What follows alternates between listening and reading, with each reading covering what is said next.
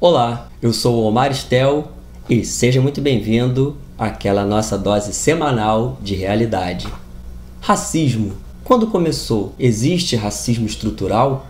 Racismo reverso. Quando temos reais casos de racismo ou apenas uma manipulação das informações? Quer saber disso tudo? Vem comigo que eu te explico tudo. Esse é o Papo Sem Censura. Vamos lá.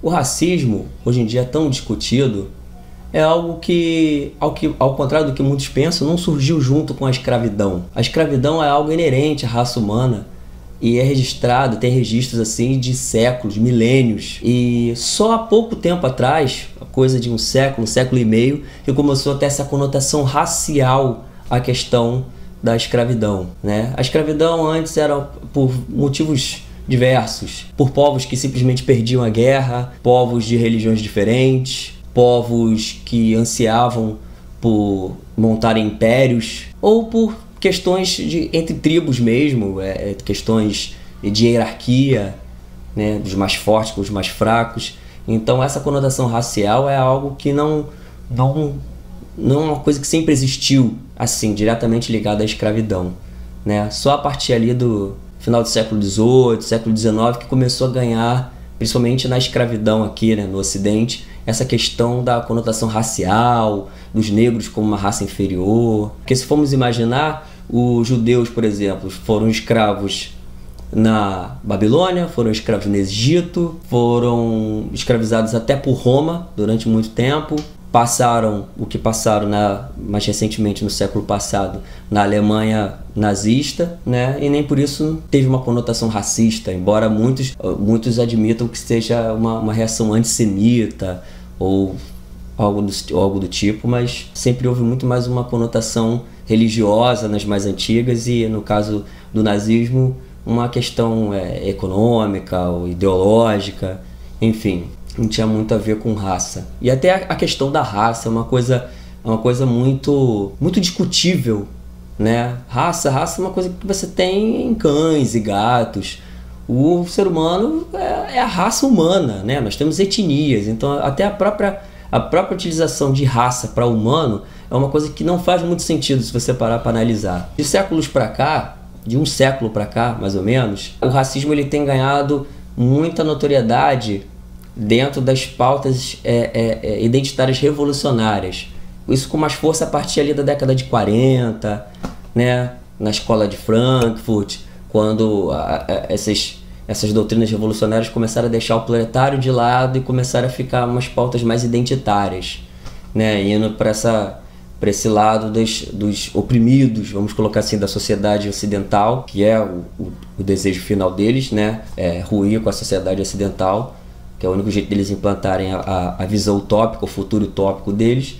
Então eles começaram a se apossar. Em parte, foi um erro também assim, dos liberais e dos conservadores, que deixaram um pouco dessas pautas humanitárias de lado, que sempre foi, ao longo do tempo, algo próprio dos liberais e dos conservadores, né? Se você pegar aí a abolição da escravatura, que começou lá na Inglaterra e depois veio para os outros países, até aqui com a nossa princesa Isabel e tudo mais, foi uma coisa que partiu assim dos liberais, dos conservadores, né, da aristocracia, dos brancos, né, entre aspas, né? Mas isso foi deixado um pouco de lado, e aí essas doutrinas totalitárias mais à esquerda começaram a tomar posse disso que eu chamo de o arcabouço das virtudes, né?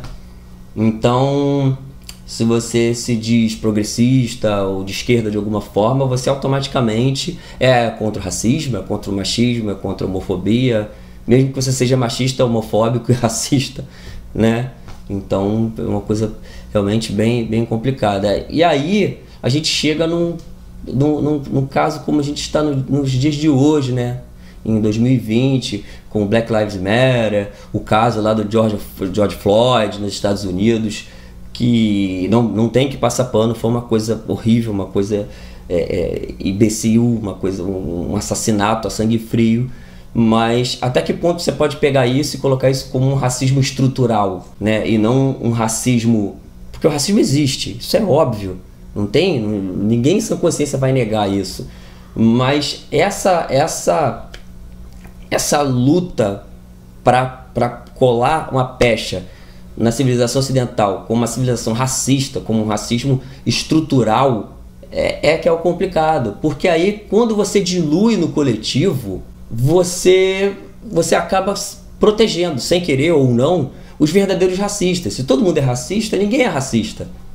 Se um cara que brinca com um amigo, chamando o amigo de negão, é racista, um cara que proíbe o outro de entrar na loja porque é negro e chama o cara de macaco, de qualquer outra coisa, fica diluído na coletividade. Então, assim, a gente tem que ter essa proporcionalidade. Não pode colocar tudo no mesmo arcabouço, num balaio de gatos, senão você acaba beneficiando os verdadeiros racistas, né? E isso acaba atrapalhando a luta contra esse mal que ainda assola a humanidade, né? Como outros males também, como eu falei aqui, o machismo, a homofobia. Então, se você dilui, tudo é machismo, tudo é homofobia, uma piada, uma brincadeira, uma cantada de um cara na rua para uma mulher, se tudo isso é machismo e homofobia, o cara que espanca a mulher, ele se beneficia com isso. Porque o outro que jogou uma cantada para a menina na rua é tão machista quanto ele. O cara que brincou com um amigo que é homossexual, fez uma brincadeira, porque eles têm intimidade para isso, é tão homofóbico quanto o cara que espanca um homossexual na rua de madrugada. Então a gente tem que tomar muito cuidado com isso. E isso é uma coisa proposital, isso não é algo feito à revelia ou algo inconsciente. Tem um estudo, tem um objetivo, tem um método por trás disso. E é isso que me assusta, quando pessoas, o afegão médio, aquela galera, né, não percebe o perigo que tem por trás disso. E só por ser uma pauta nobre, a pessoa abraça a primeira ideia que vem, né? Eu tenho casos assim, de um caso pessoal meu, em que o meu pai, lá nos idos anos 70, né, participou de um concurso na época de Black Power e aquela coisa toda do penteado e tudo mais. E o meu pai eu sou mulato, meu pai é mais mulato do que eu um pouco, e ele tinha grande chance de ganhar o concurso.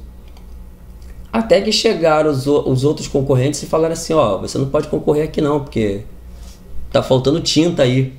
Porque meu pai era tinha um pouco menos de melanina do que eles. Então, para você ver que esse racismo... E hoje em dia eu tenho amigos meus, tenho amigas negras que terminam o namoro, né? E depois o namorado arranja uma namorada branca e ela fala assim: ah, o fulano de tal virou palmiteiro, de palmito, né? Porque agora tá com uma garota branca. Então, assim, o racismo reverso, ele existe? Existe. Tem gente que vai falar: ah, pô, isso é um absurdo. Mas é verdade, existe. E eu não estou comparando, eu não estou nivelando o racismo para com os negros, eu só estou falando que existe. As proporções podem ser discutidas, mas existe. Entendeu? Então, é uma coisa inerente ao ser humano. Agora, um racismo estrutural é uma coisa muito séria. Entendeu? A gente tem que tomar muito cuidado com essa pauta.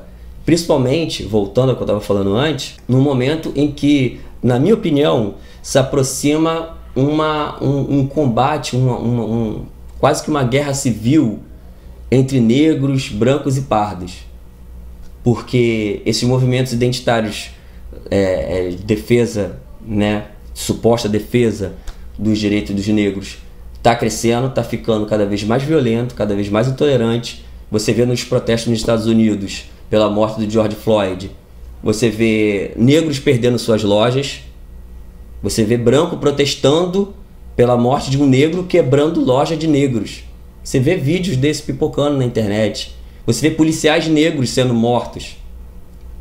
Aqui no Brasil também, esse caso do João Alberto, né, que inclusive tem uma curiosidade, porque descobriu-se agora que o pai dele, né, o pai do João Alberto, havia feito uma ofensa à nora, ou ex-nora dele, ex-mulher do João, e tinha chamado de macaca, negra, macaca, alguma coisa assim.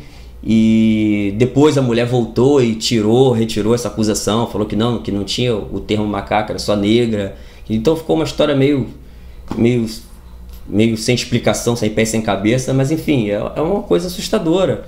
E aí você vê cenas de pessoas querendo fazer protesto contra o Carrefour, como se a loja toda, a cadeia de lojas Carrefour fosse racista, como se o racismo fosse estrutural e não fosse um assassinato cometido por um funcionário que tem que pagar pelo erro que cometeu, né? E aí você põe isso, uma peste de racismo em toda a instituição, e você vê lá a foto de pessoas depredando uma loja do Carrefour, né, atacando fogo e tudo mais, e uma funcionária negra com o extintor na mão tentando apagar o incêndio, porque ela precisa daquele emprego. De repente mãe de família, de repente é ela que leva a comida para casa, para a boca dos filhos. Então onde que está a defesa do negro nessa história, de verdade? Então quer dizer que em nome de uma defesa, uma suposta defesa, eu posso matar policial negro, eu posso destruir o trabalho, o local onde uma negra, chefe de família, tira o sustento para os seus filhos, tudo isso em nome para quê? Para inflar meu ego, para, como eu disse anteriormente, o monopólio das virtudes, para você dizer que você é mais virtuoso. Eu sou progressista, eu sou virtuoso, eu sou da patota, né? Sou da patotinha, eu sou da lacrolândia. Isso é ridículo, entendeu? Então a gente tem que tomar muito cuidado com isso, tem que trazer mais luz e menos calor para esse debate. O debate está muito quente e escuro. A gente tem que baixar a temperatura, esfriar a cabeça e botar mais luz, entendeu? Entender o que é racismo de verdade, o que a gente tem que combater de verdade, não diluir isso. Como diz, né, o Ben Carson, negro americano muito proeminente, ele fala que nós não somos inimigos, né? Inimigos são aqueles que querem nos dividir por causa do sexo, por causa da orientação sexual, por causa da classe social, por causa da cor. Esses são os verdadeiros inimigos da sociedade, né? Como Morgan Freeman disse naquela entrevista brilhante, quando ele falou para o entrevistador que era judeu, sobre o mês da consciência negra, ele falou: não quero. Ah, você é judeu, você quer? Aí ele: não quero. O Morgan Freeman: eu também não quero. Aí ele: então como a gente vai acabar com o racismo? Aí ele falou: parando de falar disso. Eu vou parar de chamar de você de um homem branco e vou te chamar pelo seu nome, e você vai parar de me chamar de homem negro e vai me chamar de Morgan Freeman. É como diz aquela frase que está aí nas redes sociais: vidas importam. Se você precisa colocar uma raça no meio dessa frase, você é racista. Você sim é racista. Vidas importam, todas as vidas. Um outro negro também, de forma brilhante, inclusive eu recomendo a vocês a ver o vídeo dele, né? É o Thomas Sowell. Ele é um economista negro muito proeminente, um pensador sensacional, um dos maiores do nosso tempo. E ele explica, porque nesse debate, como eu falei, a gente precisa de mais luz e menos calor. Então, por exemplo, no Brasil, que é um país altamente miscigenado, eu na faculdade era considerado branco. E eu não sou branco. Mas se eu fizesse uma besteira e fosse preso, fosse pra cadeia, eu seria considerado negro. Porque a verdade é que quase 50% dos brasileiros são mestiços. Uma pequena parte são negros retintos, aquele negro bem negro mesmo, e uma outra pequena parte de caucasianos, brancos, e índios, e orientais e outras etnias. Então, assim, ou você aceita essa miscigenação, e você aceita que a maioria nas prisões é de pardo, assim como a maioria nas universidades é de pardo, porque a maioria dos brasileiros são pardos, são mulatos, né? Apesar da conotação também, que já colocaram, tirando a palavra vindo de mula, né? Quando tem outras teorias vindo do latim, mulos, e até de uma palavra de origem árabe também, que quer dizer mestiço, quer dizer mistura, né? Mas isso não vem ao caso, isso é papo para um outro vídeo. Então, assim, como eu disse anteriormente, a gente precisa de mais luz e menos calor, né?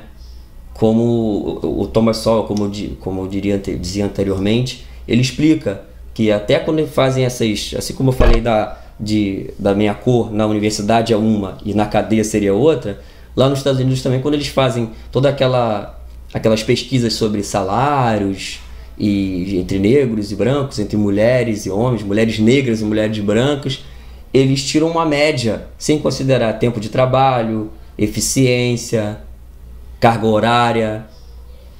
Então os números acabam camuflando a realidade, né? E ele mostra nos vídeos dele de forma brilhante como essa manipulação acontece para inflar justamente essas bases e esses movimentos radicais que, diga-se de passagem, são financiados em grande parte por homens poderosos, capitalistas, brancos, heterossexuais, né? Então, assim, é uma coisa, mais uma vez, precisamos de mais luz. Precisamos de muito mais luz sobre isso. Ou acabaremos numa guerra racial que vai destruir uma boa parte do nosso amado Ocidente. E tem um monte de gente lá fora torcendo para isso acontecer. Então, gente, pensem muito bem nisso. Eu sou o Maristel, vou ficando por aqui. Até a próxima semana. Fique com Deus. Tchau, tchau.